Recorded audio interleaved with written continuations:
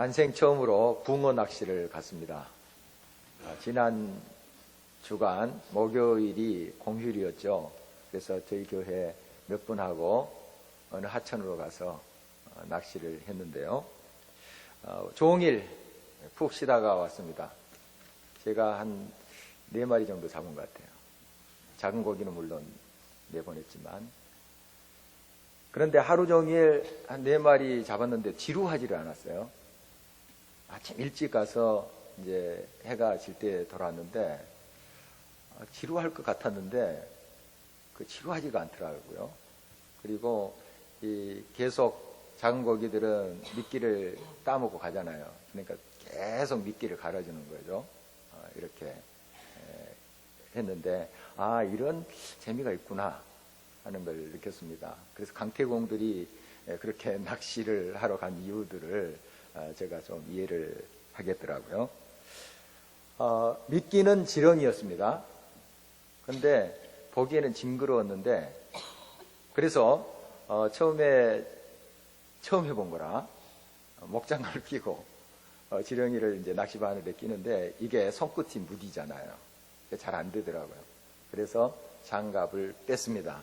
그래서 지렁이를 만졌는데 생각보다 지렁이가 깨끗하더라고요. 보기에는 좀 징그러운데 하루 종일 만져도 징그럽지를 않아요. 그건 나중에 굉장히 친해졌습니다, 서로. 그리고 이 지렁이가 땅을 비옥하게 한다 하는 것을 저는 알고 있었기 때문에 그렇게 혐오스러운 존재는 아닌구나 하는 생각 또 새삼스럽게 했어요. 그리고 이 피조물 중에 흙과 제일 가까운 것이 아닌가 하는 생각도 해봤습니다. 지렁이는 이렇게 흙에서 나서 또 흙에서 삽니다. 그런데 사실 보면 우리 인간도 흙에서 났어요. 사실 사람을 히브리어로 아담이라고 합니다. 우리 이제 최초의 할아버지를 아담이라 하죠. 아담이라 해요. 바로 이게 흙이란 뜻입니다. 흙에서 와서 우리가 흙으로 가는 거죠. 이제 이런 지렁이와 우리 사람의 이제 다른 점이 있다면 하나님께서 우리들에게 영혼을 주셨죠. 생기를 불어넣어 주신 거예요. 이게 없다면 사실 지렁이나 우리 사람이나 크게 다를 바 없다 하는 생각을 해봤습니다. 하루 종일 지렁이를 만지면서 해본 생각이에요. 이 말씀이 또 생각나더라고요. 이사야서 41장 14절에 야곱을 부를 때, 하나님 백성을 부를 때 지렁이 같다 이렇게 하나님께서 말씀하신 것이 기억났습니다. 또 오늘 찬송도 불렀지만 벌레 같은 날이에 이런 표현들 있잖아요. 물론 이제 이런 표현들은 우리 인간이 하나님 앞에 죄로 인하여 얼마나 혐오스럽게 됐고 징그럽게 됐나 하는 것도 되지만 사실 지렁이 같다는 것은 보잘것없다, 흙이다 이런 의미가 더 짙다고 볼 수가 있겠습니다. 너 보잘것없는 존재다. 그러나 내가 너를 사랑하노라 이렇게 말씀하시는 것을 좀 묵상을 했습니다. 야곱이라는 사람이 있었죠. 형은 에서입니다. 쌍둥이였어요. 쌍둥이였는데 이 사람이 이제 나중에 참 훌륭한 사람이 됩니다. 그리고 이스라엘의 조상이 되죠. 그의 이름이 이스라엘로 바뀌는 걸 우리가 알고 있습니다. 그러니까 얼마나 훌륭한 사람이 되었어요. 그러나 워낙에는 이 사람 좀 형편없는 사람이에요.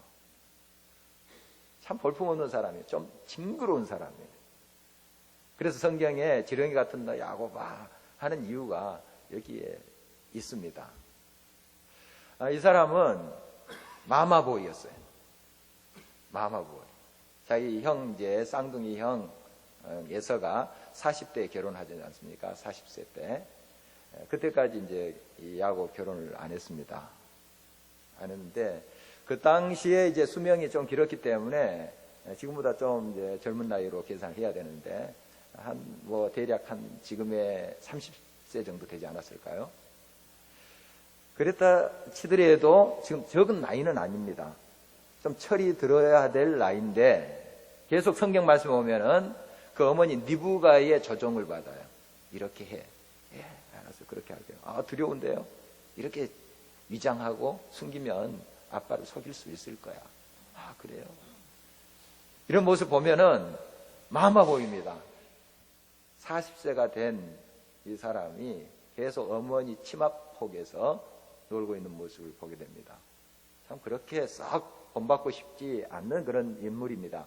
그리고 그는 속이는 자였습니다. 이 야곱이라는 이름의 뜻이 발 뒤꿈치를 잡은 자 이런 뜻 아닙니까? 그래서 쌍둥이 자기 형 에서의 발 뒤꿈치를 이렇게 잡고 태어났나 봐요. 그래서 이름이 그렇게 된 건데, 사실 이제 야곱이라는 이름 그 어원을 살펴보면 속이다 하는 뜻이 또 있어요. 중의적인 그런 단어죠. 속이다, 속이는 자, 이렇게 야곱을 또 이야기할 수가 있죠. 그의 삶이 그랬어요. 변화되기 전에 그의 삶이 속이는 자였습니다. 아버지 속이죠. 형 속이죠. 이런 모습 보면 참 형편없는 사람입니다. 그리고 이제 드디어 형이 이 야곱이 속였던 그것을 다 알게 됐죠. 그리고 아버지의 축복을 자기가 속여가지고 가로채잖아요. 성경을 보면 형이 다 알게 됐어요. 얼마나 그냥 화가 났겠어요. 너 죽는다. 이런 생각을 갖고 있는 거죠. 그래서 이제 아버지가 돌아가시면 너 죽일 거야. 사리를 품고 있었죠.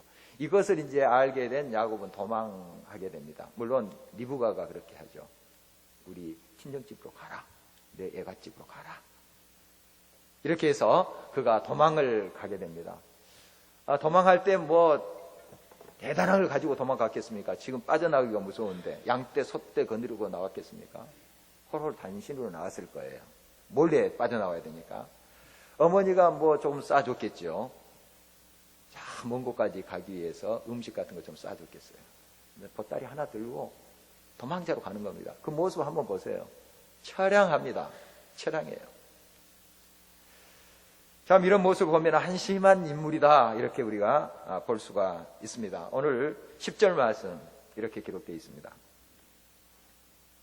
야곱이 부엘세바에서 떠나 하란으로 향하여 가더니 한 곳에 이르러는 해가 진지라. 거기서 유숙하려고 그곳에 한 돌을 가져다가 베개로 삼고 거기 누워 자더니. 친구도 제대로 없어요. 돌 가지고 베개 삼아서 자는 거예요. 잠이 제대로 오겠습니까? 그러나 그동안 얼마나 마음 졸였겠어요. 형이 어떻게 해칠지 모르고. 편하지 않았어요. 오랜만에 그래도 추운 곳이지만 지금 잠을 청해서 자는 거예요. 한번 그 모습을 상상해 보면은 참 처량합니다. 불쌍합니다. 불쌍한 인생이에요. 우리가 이것을 이야기식으로 이렇게 남의 이야기처럼 또 이렇게 듣지만 정말 이게 내 모습도 하면 얼마나 처량하고 슬프겠어요. 지금 그러한 모습이 야곱의 모습입니다. 그 낚시하던 날 저희들이 아침 일찍 갔습니다. 새벽기도 끝나고 바로 갔기 때문에 갔는데 안개가 쫙하게 깔렸더라고요. 긴팔 옷 입고 잠바까지 걸쳤는데도 춥더라고요. 나중에 이제 낮에는 해가 아주 강하게 쬐서 더웠습니다. 더운 날씨인데 해가 없으니까 그렇게 춥더라고요. 추워가지고 이제 아침을 저희들이 먹어야 되는데 물론 다 싸오고 뭐 국 같은 건 다시 끓여야 되는데 밖에서 하기가 그래서 텐트를 또 마침 가져가서 텐트 안에서 끓여서 저희들이 먹었습니다. 이렇게 햇빛이 없는 것이 그렇게 쌀쌀하더라고요. 쌀쌀하다 못해 춥더라고요. 그런데 해가 딱 나오니까 아주 뭐 더워요. 지금 이 야곱이 광야에서 추위를 경험하는데 우리가 흔히 듣던 이야기입니다. 그 광야는 기온차가 굉장히 심해요. 그래서 영하로 안 내려가도 저체온증으로 봉사합니다. 저녁에 잘못했다가 잘 준비 안 됐다가는 봉사해요. 그런 날씨죠. 얼마나 춥겠어요. 지금 어떻게 보면은 조천적으로 이거 죽을지도 모르는 그 상황입니다. 아주 불쌍하고 처량한 그런 신세인 것이죠. 내가 이 고생하려고 아버지의 축복을 가로챘나 하는 생각이 들었을 거예요.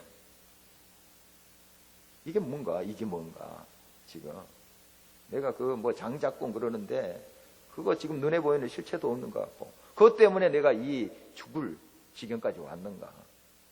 아마 후회를 하지 않았나 그렇게 싶습니다.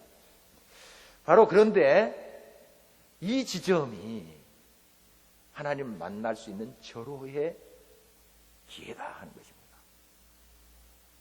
외롭고 병들고 힘들 때 하나님을 만날 수 있는 최적의 시간이 될 수 있습니다. 이때 나의 손은 빈손이 돼야 돼요. 빈손이 돼야 됩니다. 빈손이 하나님의 비전을 보게 됩니다. 내가 손에 많은 걸 쥐고 있을 때 비전 안 보입니다. 내가 배부를 때 비전 안 보여요.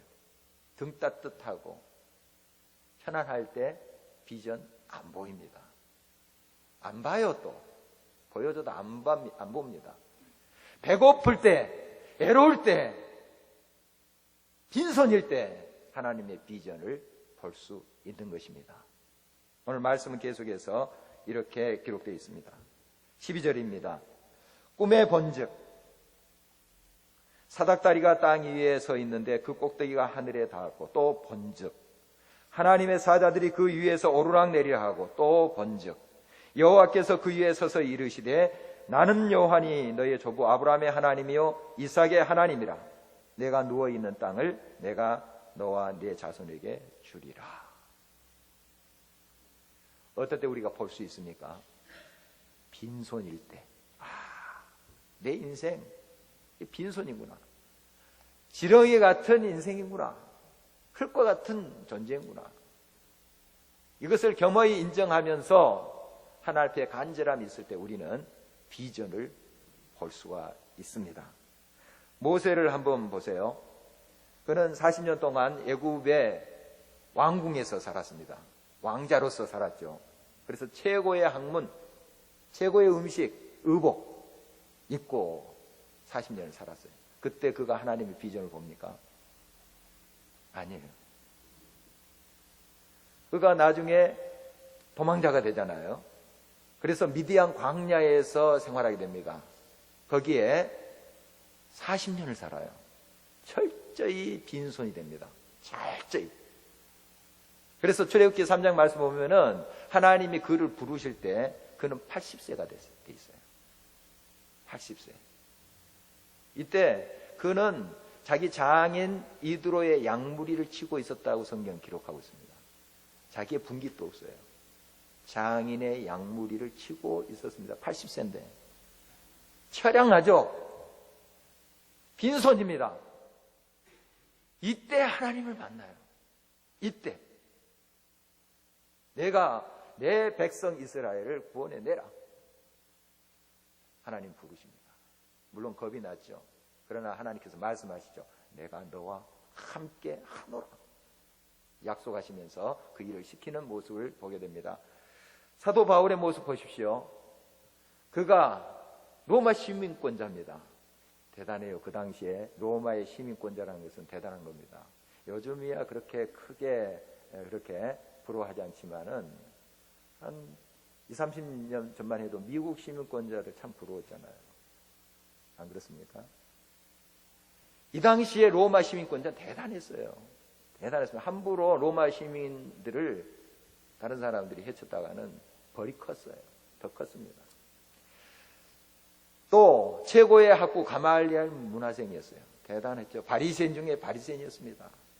또 간혹 보면 랍비 하면서 선생님 하면서 머리를 조아립니다. 대단한 인물이었습니다. 그러나 복음을 위해서 그가 어떻게 합니까? 빈손이 됩니다. 이 모든 것을 내가 다 배설물로 여기노라.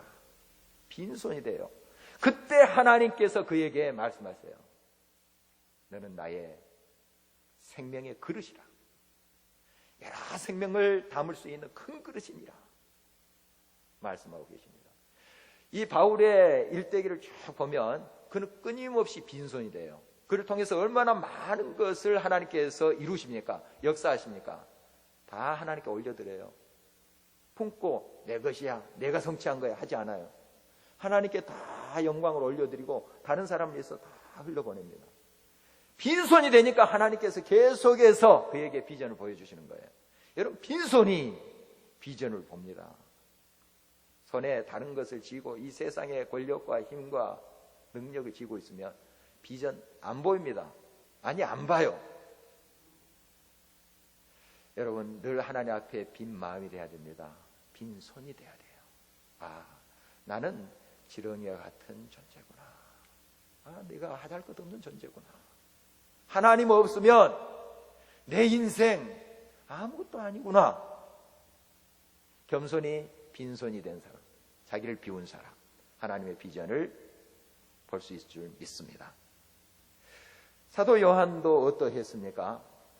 그가 노년에 반모섬이라는 곳에 유배해야 됩니다. 하나님의 말씀을 증거하다가 예수 믿는다는 죄로 귀양살이를 하게 돼요. 애로워요. 고독합니다. 그런 처지에 그가 하나님의 비전을 보죠. 그리고 앞날에 될 일 하나님께서 보여주세요. 그가 기록한 책이 요한계시록이잖아요. 여러분, 빈손이 하나님의 비전을 봅니다. 빈손이 하나님의 뜻을 정확히 파악하고 붙잡게 된다는 사실입니다. 겸손히 자신의 나약함을 아는 자, 그 자가 진정으로 하나님을 찾습니다.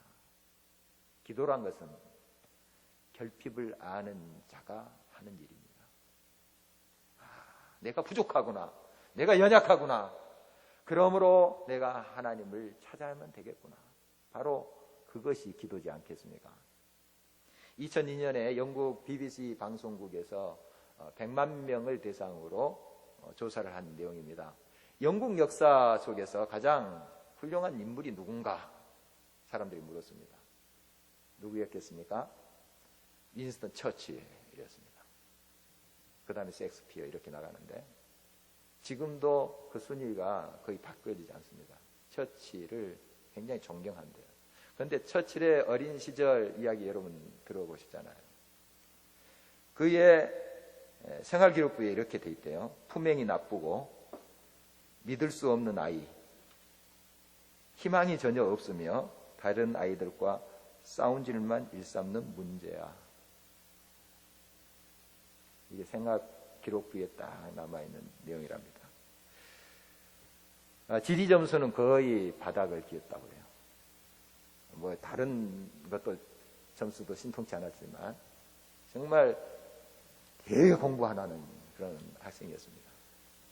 조금 뒤늦게 이제 정신 차려서 공부하려니 잘 안 됐죠. 그래서 이제 샌드허스트 육군사관학교 삼수에서 들어갔습니다. 그래도 들어간 게 다행입니다.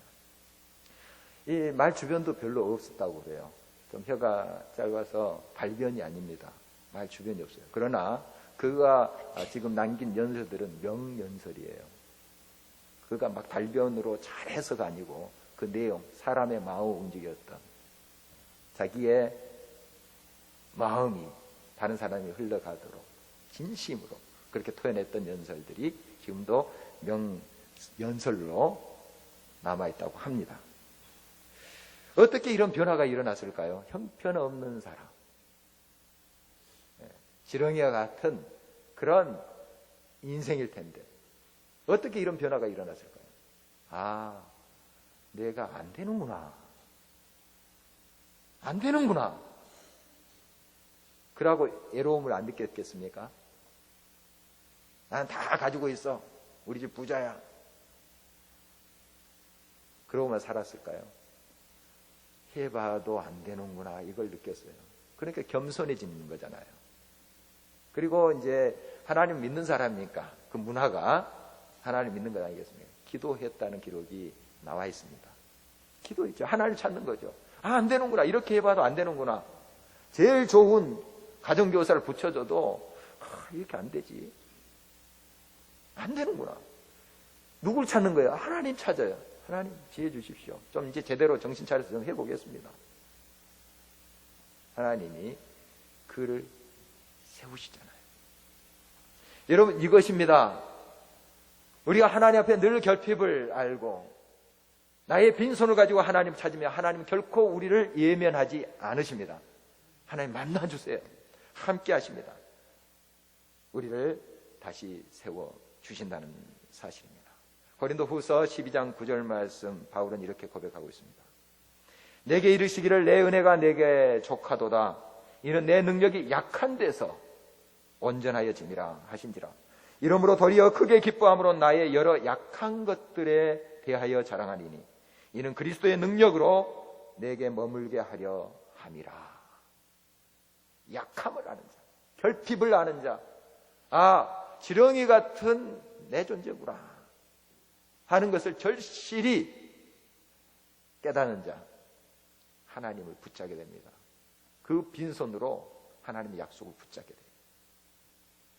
여러분, 하나님 앞에 늘 겸손하게 자신을 비우십시오. 그리고 하나님만이 나의 모든 의미와 가치와 기쁨이 된다는 사실을 고백하고 나갈 때 하나님 반드시 여러분을 붙잡아 주실 것입니다.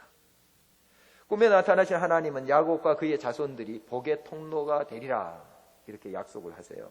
14절입니다. 내 자손이 땅의 티끌같이 되어 내가 서쪽과 동쪽과 북쪽과 남쪽으로 퍼져 나갈지며 땅의 모든 족속이 너와 내 자손으로 말미암아 복을 받으리라. 땅을 주시고 자손이 온 땅에 퍼져가리라 하는 약속을 주세요. 얼마나 귀한 약속입니까? 그런데 가장 귀한 약속, 큰 복은 뭐냐 하면 임마누엘 약속이에요. 임마누엘. 15절입니다. 내가 너와 함께 있어 내가 어디로 가든지 너를 지키며 너를 이끌어 이 땅으로 돌아오게 할지라. 내가 내게 허락한 것을 다 이루기까지 너를 떠나지 아니하리라 하신지라. 내가 너와 함께 하노라 하는 것이 가장 큰 복이에요. 우리에게 많은 것이 이루어졌고 성취되었다고 합시다. 그러나 하나님을 떠난 인생, 그 모든 것도 물거품처럼 사라집니다. 다 그 안에서 또 썩어갑니다. 그러나 영원하신 그 하나님이 내 곁에 있다면 다 가진 거예요. 천지를 창조하신 그분이 내 편이시면 나는 모든 삶 속에서 다 이루는 삶을 살 수가 있는 것입니다. 여러분, 임마누엘 복이 가장 큰 복인 것을 믿으시기 바랍니다. 하나님이 나와 함께 계신다. 어디를 가나 그 하나님이 내 편이시다 하는 것입니다. 빈들을 가고 있습니까? 거기에도 하나님이 계신다면 여러분 모든 것을 소유하고 있는 것입니다. 이제 야곱이 잠이 깼죠.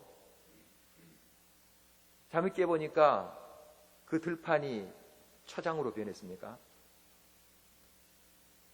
그가 입었던 옷이 화스러운 옷으로 변했습니까? 똑같아요.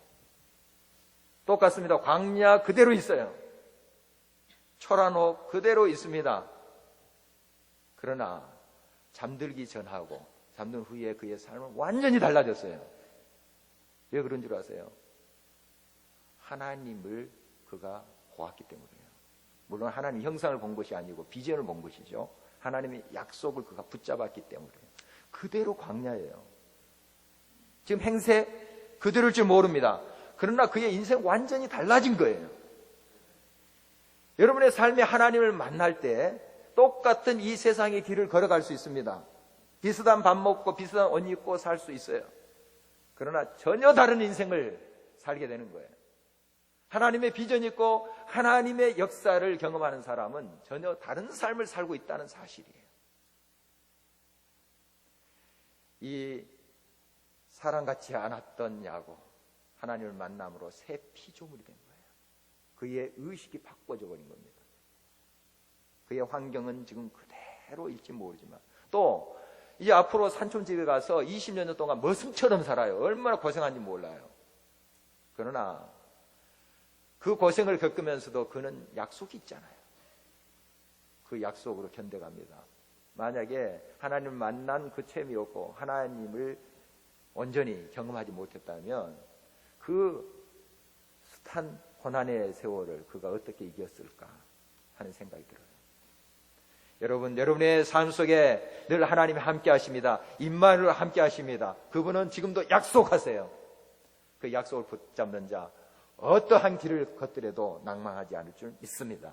하나님의 희망으로 승리하게 될 줄 믿습니다. 고린도후서 5장 17절입니다. 누구든지 그리스도 예수 안에 있으면 새로운 피조물이라. 이전 것은 지나갔으니 보라 새 것이 되었도다. 전혀 새로운 존재로 예수 그리스도를 만나고 예수 그리스도 안에 있는 사람은 바뀌어지는 것입니다. 하룻밤 사이에 그는 새 사람이 된 거죠. 그 사이에 하나님을 만난 거예요. 그 전까지는 몰랐죠. 자기 아버지의 하나님, 할아버지 아브라함의 하나님인 줄 알았어요. 그러나 이제는 달라요. 그 하나님이 나의 하나님이 됐어요. 나의 하나님이 됐어요. 아, 하나님이 여기도 계시는구나. 오늘 말씀을 보니까 여기에 계신 줄 내가 몰랐도다. 이렇게 고백하는 걸 보아서 지금 자기와 동행하시는 그 하나님을 만난 거예요. 나의 하나님으로. 여러분, 이것이 중요합니다. 여러분의 하나님이십니다. 하나님은 바로 여러분의 손목을 붙잡고 영원토록 함께 하실 그 하나님이십니다. 야곱이 이제 잠이 깨어서 제일 먼저 한 일이 뭡니까? 단을 쌓았죠. 자기가 베개로 삼았던 그 돌을 세우고 거기다가 이제 기름을 붓고 하는 것은 하나님께 예배드리는 거예요. 감사드리는 것입니다. 아, 하나님 나와 함께 계시는군요. 애로웠었는데 참 힘들었는데 하나님이 이곳에 함께 계시는군요 하면서 너무 기뻐서 하나님께 감사드리고 이제 서원을 하게 됩니다. 물론 여러분 서원을 함부로 해서는 안 됩니다. 안 되지만 어느 중요한 시기에 또 하나님께 약속할 수 있어요. 이렇게 하나님 내가 살기를 원합니다. 그게 하나님만이 나의 참 신이신 것을 내가 일평생 믿겠습니다 하는 소원을 하게 되고, 또한 이곳 바로 하나님을 체험한 이곳에 내가 하나님의 전을 세우겠습니다. 하나님의 집을 세우겠습니다 해서 그 지명도 베델이라 합니다. 베드, 이것은 집이라는 뜻이고 엘은 하나님이에요. 하나님의 집, 베델, 이렇게 명명을 합니다. 그리고 내가 11조 하나님께 바치겠습니다. 이런 이제 결단을 하게 됩니다. 참 얼마나 가상합니까? 100% 그것을 다 지키지 못한다 할지라도 그런 마음을 가졌다는 것은 지금 그의 인생에 굉장한 변화가 일어난 거예요. 하나님의 집을 세웠다는 것은 물론 그곳에 이제 교회를 세우고 뭐 성전을 세우고 하는 의미도 되겠지만, 사실 이 교회라는 것은, 성전이라는 것은 우리 사람들입니다. 그래서 여러분의 삶 속에 이 교회를 세우는 일이 있어야 돼요. 여러분 가정이 교회 되게 해야 됩니다. 여러분 자신이 하나님의 전이 돼야 되는 것이죠. 바로 하나님과 바른 관계를 맺어가는 것을 말합니다. 여러분의 자녀들, 여러분은 가족이 하나님을 온전히 알아가는 것에 내가 기여하는 것입니다. 바로 그것이 하나님의 전을 세우는 일이 될 것입니다. 또 11조 이야기 하는데요. 여러분 이 11조는 복의 통로입니다. 사실 이것은 여러분들의 막 세금을 걷고 뭐 하는 그런 의미가 아니에요. 말라기서 보면은 한번 하나님이 복을 쏟아 부어주지 않나 한번 11조 내봐라, 그렇게 말씀하고 있어요.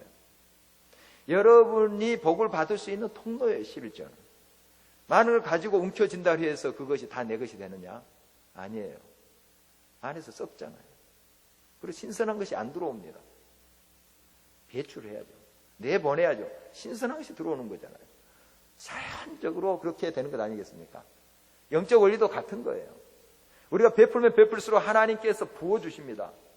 이루어주세요. 하나님께 바치면 바칠수록 하나님께서 부어주세요. 우리 교회에 이제 헌금 강조하지 않는다 하는 말씀들을 하세요. 그러나 강조합니다. 강요를 안 할 뿐이죠. 강조해요. 여러분 복 받는 비결인데 이 말 안 해서 되겠습니까? 잘 되는 비결인데 여러분의 삶 속에 실천하십시오. 하나님께 드리십시오. 하나님이 채워주십니다. 야곱의 삶, 하나님의 사람들의 삶을 보십시오. 한결같아요. 한결같습니다. 그들은 이 비밀을 깨달았던 사람들이에요. 바치고 드리고. 아브라함도 보세요. 손님들 얼마나 극진히 대접합니까? 이게 복받을 사람들 벌써 그릇이 달라요. 딱 복받게 돼 있어요. 베풀고 섬기고 하나님 아시고 막 채워주시잖아요. 여러분, 우리가 많이 이제 부하게 되기 위해서 하나님께 헌금하자 이런 의도는 아니고, 하나님께 감사드리고 하나님의 뜻대로 정말 그 마음을 드리는, 그 마음에 하나님께서 그냥 부어주시지 않겠습니까? 이뻐 죽겠다 하는 표현을 하실 것 같아요. 여러분, 이 야곱이 결단한 것처럼 하나님의 교회를 세워가는 여러분 되시기 바랍니다. 여러분 가정이 하나님의 전이 되시고, 또 더 좁혀서 여러분 자신이 하나님의 거룩한 성전이 되어져 가도록 날마다 하나님께 빈손으로 열린 마음으로 나아가시기 바랍니다. 그리고 11조 생활, 여러분 하나님 앞에 아름답게 드려보십시오. 여러분의 큰 복이 하나님께서 여러분 가운데 임하도록 하실 것입니다. 우리가 다른 사람이 무슨 일에 필요 이상으로 참견하고 끼어들고 큰 소리를 내면 내가 뭔데 이런 소리를 해요. 네가 뭔데 참견이야. 그런데 우리는 이 말을 다른 사람에게만 할 때 많습니다. 우리는 이 말을 자신에게도 할 수 있어야 돼요. 내가 뭔데, 내가 뭔데. 항상 움츠리고 살자는 뜻은 아닙니다. 지렁이 같은 난데 사람이 무엇이기에, 인자가 무엇이기에 주께서 그렇게 사랑하시고 권고하시나이까. 시편 기자는 8편에 그렇게 고백하고 있습니다. 참 초라한 인생인데, 그러나 그 인자와 사랑으로 내게 다가오셨군요. 내게 빚을 주시고 내게 약속을 주셨군요. 복의 통로로 삼으셨군요. 그러면서 고백하는 우리 신앙의 아름다운 모습들이 저와 여러분에게 항상 넘치기를 간절히 바랍니다.